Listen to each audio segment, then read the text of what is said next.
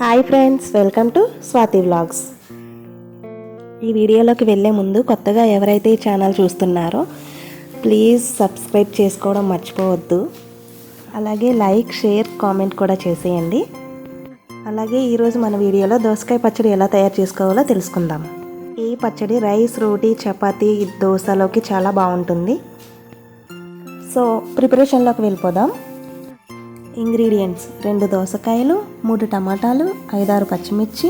ఇక్కడ నేను చూపిస్తున్న విధంగా కొద్దిగా చింతపండు తీసుకోండి. ముందుగా దోసకాయల పైన ఉండే తొక్కలను జాగ్రత్తగా తీసివేయండి.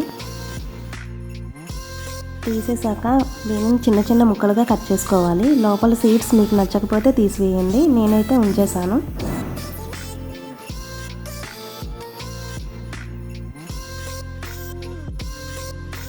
అలాగే టమాటాస్ కూడా కట్ చేసుకోవాలి. అండ్ ఇప్పుడు కళాయిలో ఆయిల్ వేసి పచ్చిశనగపప్పు, 1 స్పూన్ జీలకర్ర అండ్ అలాగే పచ్చిమిర్చి వేసి వేయించుకోవాలి. ఇది వేగాక ఇందులోనే టమాటాస్ వేసి వేయించుకోవాలి.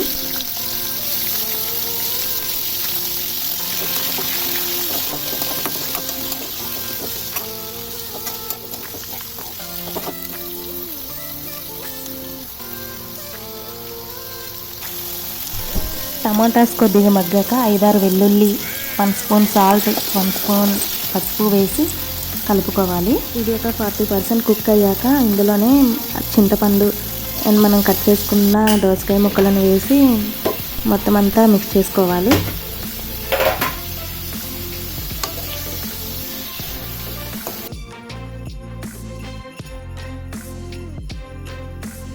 ఆల్మోస్ట్ కుక్ అయిపోయినట్లే, ఇంకా స్టవ్ ఆఫ్ చేసేసుకోండి.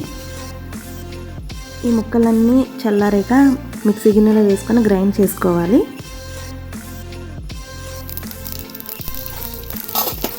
దీనిని మళ్ళీ ఈ విధంగా పోపు పెట్టుకోవాలి.